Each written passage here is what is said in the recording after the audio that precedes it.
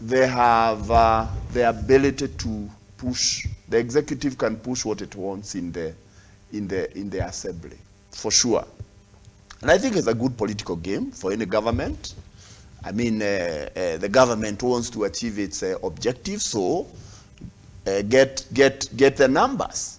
But having said that, we fought for multi-party democracy, the so-called Saba, yes, back in 1990, was to restore multi-party democracy from one-party dictatorship, which was ruling the country. For those of us who were there at the time, we were in a very bad state. We do not want to go there. We want multi-party democracy. If you are elected by your people, to be on a particular party, you must stay the course. If you change your mind downstream, yes, then you need to go back to the people. Well, how do you respond to those critics who are saying, well, you're taking it a bit too far? We're not in the 1990s era right now. And well, we have a lot of party democracy in the country. Do we? Do we have a lot of party democracy? We did. But the gains are being eroded every single day. And for those who know what it means to be where we were, you don't want that curve to continue going down that way. We have a situation where the people who get elected, unfortunately, they look at their own interests. If I can go and get an envelope so that I can vote in a particular way, yes, I forget the people. Dr. Mangi, what is supreme? Majority of Kenyans would ask you this morning, what is supreme?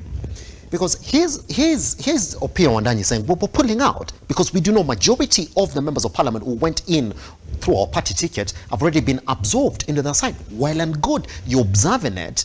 But then these members of parliament are crossing over the other side. They're saying, well, we've not essentially crossed. Whatever it is that we're doing, we are supporting what is good from the other side, which essentially makes me ask you, what is supreme? Is it the party or the representation of the constituents? The representation of the constituents. Then why are we complaining about them? The representation of the constituents. You must be able to represent the people who voted for you, number one. Number two, you need to go back to them and keep checking. Where do we start? Now, talk about this finance bill, which it is. Where do the Kenyans start? Do the Kenyans start that they should be taxed more? Already, they have been taxed and they are feeling the pinch. The cost of doing business is so very high. Look at the number of people who are losing jobs. Look at the number of companies who are closing. Those people who are losing jobs are Kenyans. They were able to put a meal on the table. They were able to pay school fees for their children. They no longer can do that. They must be represented. And therefore, what is important is representation. The members of parliament must represent the people, not those who are in power, not the agenda of those who are in power. Yes. And therefore, to that extent, we need a parliament. I must also say the Azimio side has not done a good job. Even being able to keep those members. You may ask, why are members so easily being influenced to be on the other side? There is also an issue about how the Azimio side is managing its members. It's probably not doing the job of herding them together and being clear of the representation. And to that extent, if that road continues, eventually we will have lost the gains of multi-party democracy. We as Kenyans will have lost the exactly what is it we need. We need a scenario where the government of the day can be able to carry out its agenda, and if that agenda becomes oppressive, there is someone questioning them, and when they are questioned, they listen because they know that the majority, it will hurt the agenda. But a scenario where you now take captive of the whole parliament, you can do what you want, irrespective of what the people want. Don't you think, just before crossover to Nabiso, don't Dr. Mwangi, when we're saying that we feel like we are not in a democratic space, couldn't the Azimio coalition been happy today if they had the majority of the numbers in parliament? Is that not what the Kenya Kwanza side is also pushing for, and they feel like they're getting successful at, as opposed to talking about killing parties? What they have is the numbers through the parties that are in the country. They have the numbers through the parties that are in the country, which parties they are weakening every day, so that everybody then, or majority of the people, a large majority of the people are on their side, yes, which is okay, quite in order. It is a good way to govern. Does However, you must play by the rule. The rule is that if I have changed my mind about the people I represent, if my thinking and philosophy and policy has moved to the opposite side, I go back to the people. I tell them, guys, you sent me to represent you. Things have changed. Now I want your vote so that we are in government. Pretty much. I want to take you back to, I want to come back to you because there's some more questions on what the Azimio side is involved with. They feel like this is representative of the 1990s struggle. Mr. Brand, let me remind you of exactly what the Political Parties Act says. Once a member of parliament or any leader in the country elected through a certain party supports the views and the actions of a different party, then it's within the speakers of the two houses, and I'm talking about the Senate House and the National House, to declare that particular seat vacant so that those particular members of parliament or senators can actually go back and seek re-election. It is a black and white statement. There is no confusion about it. At this particular point then, Abiso Brown, would you feel that indeed the Azimio coalition then has a legitimate concern that they feel that in both houses things are happening that are quite unconstitutional? And so before we come to the table, because the president is also saying that once they are done with those talks, all this has to go back to parliament lawfully. No. Before I answer that one, if we can just go back a little bit. Yes. You remember when ODM called Aisha Juma and Owen Baya and a few into their disciplinary organs to be either to be de-whipped, and when they declared that they are working with the then deputy president before he was elected the president, you know, they were called for disciplinary actions because one, they were members of ODM, and they have declared openly that they are no longer going to work with ODM. So the disciplinary organ of ODM had all it calls to de-whip them and discipline them. Now, in the current situation, yes, the first party that moved to work with the government was UDM. That's after the election. That issue was highly debated in parliament. You see, why even Azimio cannot take action? Because they know they don't even have the grounds on which they can call UDM and some other parties like Professor Lonyangapo's one, yes, which has moved. Because they believe, and even me, I still believe, Azimio was just a party that was formed out yes, of consent. There was no legal formation yes, attached to them. That any post-election agreement has to be essentially looked at cynically. That's what they're saying. Okay. That all these parties moved post-election. Yes. And even UDM, Ali Roba said, me, I'm in UDM. Me and my party, we are going to work, yes, with people who are so accommodative. And they cited some reasons why they are moving. They said, we are being, in fact, where we are, it's like we are not wanted even during the time of election. Yes. And they're the people who came out and told us there was no legal binding or legal formation of Azimio. It was just a consent and coercion. And actually, this issue of coercion, looking at every person who denounced, or each party that denounced their association with Azimio, the first reason they came out, they said, we came together through coercion. We were coerced to come together.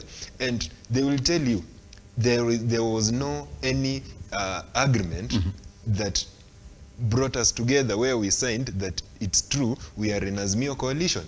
And even some of them went ahead to dare the Azimio secretariat that bring this contract or agreement that tie us together as Azimio. Pretty much. But all these parties joined on the basis that they were joining a party that had formed a government, isn't it, Nabiso? Essentially then, making the Azimio members read much into the movement of these parties. Saying, well, we don't understand why a party that has already formed the government then can actually start to gallop more parties into their stomach. They already are the government. Would you say that? And you know, Kenya Kwanza, yes, it's a coalition of the willing. When they went into election, it was a coalition of the willing party.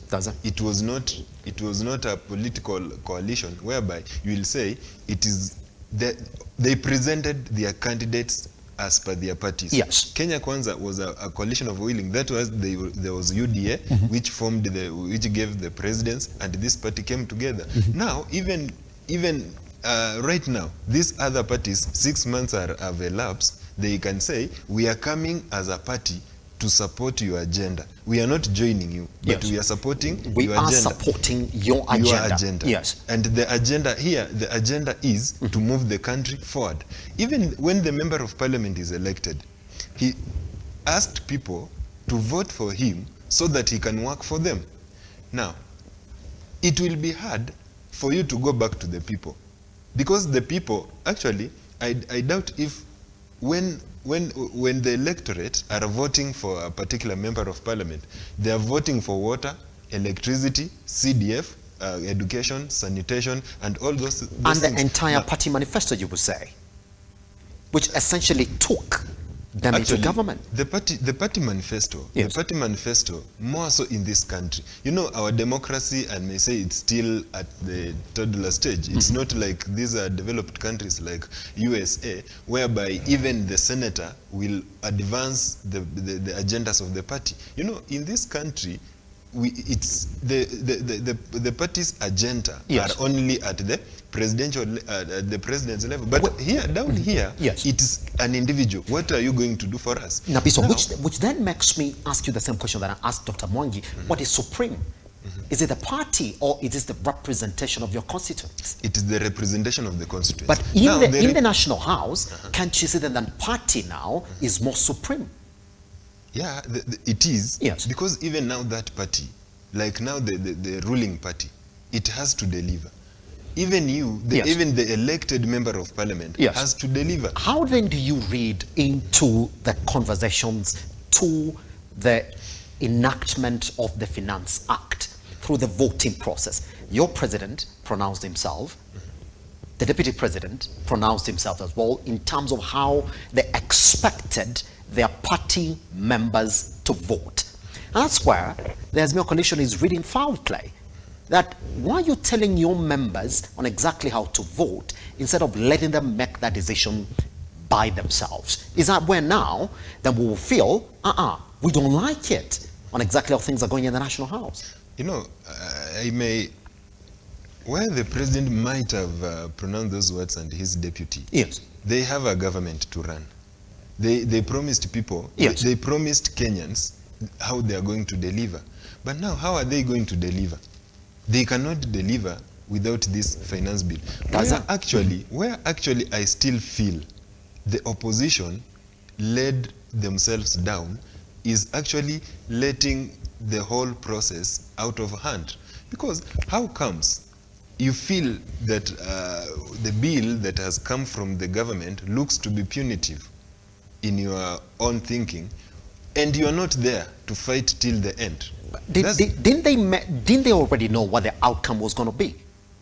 Yeah, they did. Yes. They did how the outcome is going to be. Is that not what they're representing then here? In the sense that they know once we go to the National House, that outcome is already done and dusted. There's no need to fight there. The only way that we can fight is through their bipartisan talks. Tell them the only way we want to speak is bring us to the table, but address the cost of living. You can't do that through Parliament. And Abiso, you're quite aware also this morning that indeed one of those issues that Raila Amolo Odinga and the Azimio coalition are talking about is that if you go to Parliament with whatever it is that we're going to agree on the bipartisan table, is that we are essentially going to lose it because we do know that you have the majority in Parliament.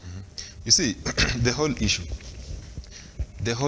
is the opposition, when they were looking for votes, yes, actually the Azimio side, when they were looking for votes, they had the agendas, what they want to deliver to Kenyans. Even Kenya Kwanza had the agenda on how they are going to deliver to Kenyans. And you see, at the end of the day, Kenyans will ask questions. You promised us a free CRB to youths, where is it? You promised us roads, where is it? You will go to Siaya. The president, when he was campaigning, he was there, he promised a road. People will ask, where are these roads? You promised us a cheap unga. Yes. Where is it? When the president was speaking about all these promises, was he speaking as a Kenya Kwanza party candidate or a UDA party candidate?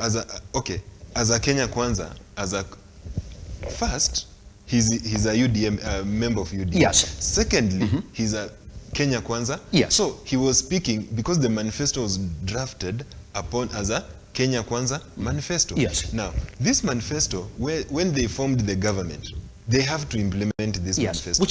Which therefore would make somebody ask you then, Abiswa, all these guys who joined the president after the election, why couldn't they support him a bit earlier? If they liked whatever the president was going to implement. Okay. Where they were, they believed. In fact, let me tell you. Yes.